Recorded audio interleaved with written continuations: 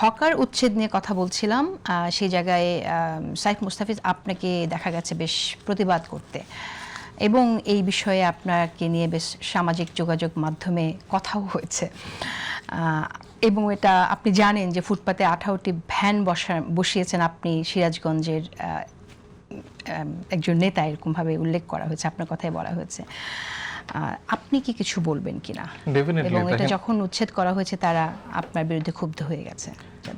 দেখেন, মানে আপনি কেবলই মাত্র বললেন যে এরকম ভুয়া ফটোগ্রাফ, কিন্তু আমাকে নিয়ে যে এরকম একটা ভয়ানক মিথ্যাচার করে ফেললো, মানে আমি না কিভাবে বুঝছেন, আমি নাকি গুলিস্তানে এরকম 18টা ভ্যান দিয়ে আমি সেখানে চাঁদাবাজি করি।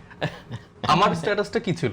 আমার স্ট্যাটাসটা ছিল, আমি এখানে উল্লেখ করেছিলাম যে আমি অবশ্যই হকারকে বসিয়ে রাস্তাঘাট দখল করার কোনোভাবেই পক্ষে না।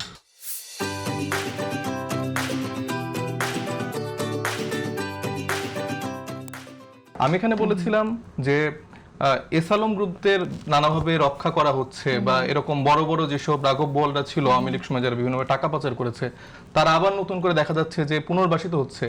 কিন্তু যারা খেটে খাওয়া দিনমজুর যারা আছে, যারা কর্ম করে খাচ্ছে, তাদের জন্য বিকল্প কোনো ব্যবস্থা না করে দিয়ে তাদের পেটে লাথি মারাটা সরকারের উচিত হচ্ছে কিনা। তো এই একটা কথাতে অলরেডি এই যে ভাইরা তো বললেন, বট বাহিনী তো আসলে সব দিক দিয়ে আছে। বিএনপির একটা পেজ থেকে এরকম একটা, আচ্ছা, কিন্তু আপনাকে এরকম একটা গল্প লিখে দেওয়া হলো, মানে এটা অন্যরাও লিখেছে, অনেকেই লিখেছে, এবং এখানে বলা হচ্ছে তাইলে বুঝেন বিএনপির মেধার জায়গাটা কোথায় একটা পেজ থেকে টাকা আসতো, এবং বিএনপিটা কতটা মেধাবী আপনি এই পোস্ট দেখলেই বুঝবেন। এই একটা ওদের এইরকম একটা ভুয়া ফটো কার্ডের এবং একটা গল্প থেকে তারা প্রত্যেকের প্রচার শুরু করলো। ইভেন সাজাদপুরের যারা এম এ মুহিতের একদম ক্লোজড ওয়ান, তার চাচাতো ভাই, তারা পর্যন্ত এই গল্পগুলো ছড়াচ্ছে।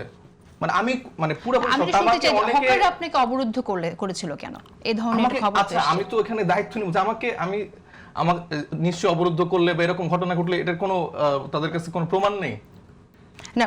সামাজিক যোগাযোগ মাধ্যমে অনেকেই বলছে, এবং সেখানে তো কোনো, তাহলে তো সেটা প্রমাণ দেখাক। নিশ্চয়ই আমি ধরে নিলাম তাদের এই গল্পটা সত্য। আমি 18টা ভ্যান দিয়ে গুলিস্তানে নিয়মিত হকারদের বসে আমি চাঁদা তুলি, তাই তো এটাই তো একটা গল্প।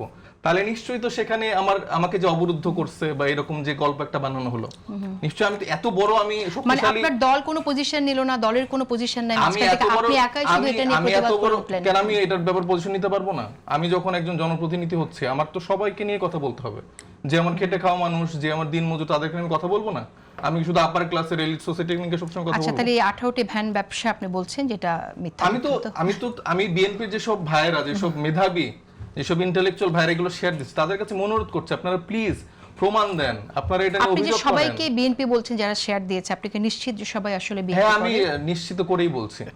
আমি দেখলাম যে আমার যে নির্বাচনী এলাকা, স্পেশালি ডক্টর এম এ মুহিতের যেই গুন্ডা পান্ডা, তারা মূলত এই প্রোপাগান্ডাটা ছড়িয়েছে, এবং বিএনপির একটা গ্রুপ যারা যে মগবাজার সামনে পেজ চালায়, আমি কিন্তু এমন অনেকের পোস্ট দেখছি যারা গুন্ডা পান্ডা না আসলে। সেটা তো বললাম, এই প্রোপাগান্ডা ছড়ানোর পর তারা এটা কপি পেস্ট করছে। আপনি দেখেন, আপনি ইনফরমেশনটা দেখেন, তারাও ছড়াচ্ছে সেম টু সেম জিনিসটা কপি পেস্ট করা হচ্ছে। ওকে, আমরা একটু ভিন্ন প্রসঙ্গে যেতে চাই।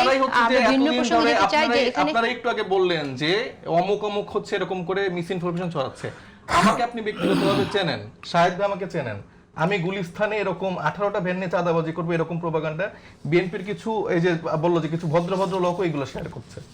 তাহলে বুঝেন যে মানে পলিটিক্যাল ন্যারেটিভের জায়গাটা কিভাবে বিএনপি না, কিন্তু এই সুস্থ চর্চার এই অসুস্থ চর্চার মধ্যে কিভাবে আপনি ভালো, আপনি বিএনপির কথা কেন বলছেন? আওয়ামী লীগও তো করতে পারে, আওয়ামী লীগের নেতাকর্মীরা। আওয়ামী লীগের থেকে বিএনপি বেশি করছে, কারণ আমি তো যাই কথাগুলো বলছি বিএনপির বিরুদ্ধে বলছি, তো বিএনপি সমালোচনা তারা নিতে পারছে না, এটাতেই তো তাদের রাতে গা লাগছে। আমি তো বিএনপির একদম ফ্যাক্ট ধরে ধরে কথাগুলো বলছি, আমি তো কোনো ভুজুং ভাজুং কোনো ন্যারেটিভ দিচ্ছি না। আচ্ছা, আসবো আবার আপনার কাছে আমি, কারণ আমাদের এখানে আসলে বিএনপির নেতা কেউ নেই যে প্রশ্নটা আমি করবো যে আসলে সেটা সত্যি কিনা এবং করলে কেন করছে। আপনি একজন ব্যক্তির কথা বলেছেন, তাকেও আমার জিজ্ঞেস করার কোনো উপায় নেই। সম্ভব হলে আমি ভবিষ্যতে প্রসঙ্গে কথা বলবো।